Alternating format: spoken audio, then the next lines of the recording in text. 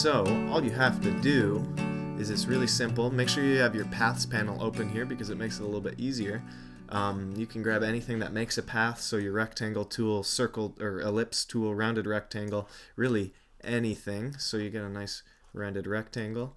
All you have to do is make sure it's set to path in the top left corner here. So you can make a couple of things.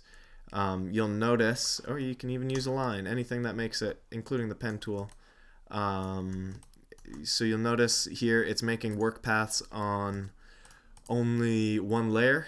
To make multiple layers, you can just duplicate this. The only thing that's kind of inconvenient about that is the other ones will actually just kind of disappear, but it depends on what's selected. So say you had, I don't know, this would be your first one, which is shapes 1. Oh yeah, good naming. And so you can select these. As long as they are paths, as I said, you can go scroll through your brushes, find a nice brush. I really love Shiyun's ink brushes, nice edge on there. And then you can actually use these two little dots at the bottom here. One will stroke the shape and one will fill the shape. Before we get there, just make sure you have yourself a new layer, an empty layer if you would like, or a full layer if you have something you want to put a stroke on. Yeah, make sure your brush is selected. It's good if you go B and go to your brush, and then you can draw and kind of see what the shape of your brush is going to be, because it will actually reference whatever your latest settings were on the brush. So I'll show you that in a second. So that looks like a good size. You can see a lot of texture. So what you can do is actually select this, fill path with foreground color. It will fill all closed paths. And then, so if I unselect this, you can see it's just a nice hard edge as according to the path. If you reselect these paths and you press this little button, stroke path with brush, it will add your edge, and you can see it'll stroke that that line as well. So as I said before, it'll actually reference the size of your brush, and that's why that's that size. And so just as another example, I can switch paths. So if you're, I don't know, making some sort of layered artwork, make a new layer, grab your new path, same situation, stroke it, fill it, or vice versa, and you get a beautifully textured edge on your shapes. And you can do some nice stuff with it. Another cool thing, if I don't know, maybe this is common knowledge, but you can actually do a couple of other really cool things with this.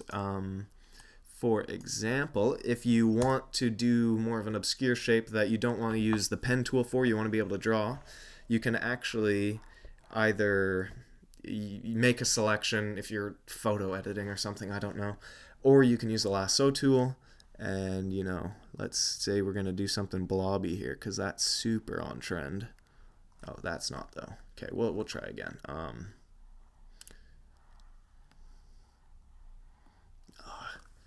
I'm not a designer, I just figured out. Okay. And then you make your selection, and then there's this lovely button that says make work path from selection. Boom. You can use A, which is like using direct selection, and the path selection tool, kind of like in Illustrator.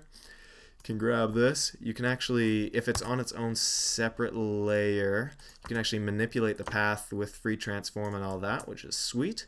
And then same deal. Grab it, stroke it, fill it. And there you go. And then, yeah, this is just a bitmap layer like everything else. And so that's pretty sweet if you're doing, I don't know, some sort of character that you don't want to have to use the pen tool for. But that being said, you can still use the pen tool, which is sweet. Anything that makes a path, as I said. Oh, this is just a beautiful design. A lightning bolt, my favorite. Nature, all that. Fill it, stroke it. And just so you know, it will reference your brush color as well, which makes sense. It would make no sense if it didn't. Oh, whoops, you clear your layer. Might be a little bit easier. Oh, whoops, I deleted the path. Anyways, this is just a really good way to, well, stroke paths and make nice textured brushes or brush shapes, you know. And I don't know what this is, but I was using it.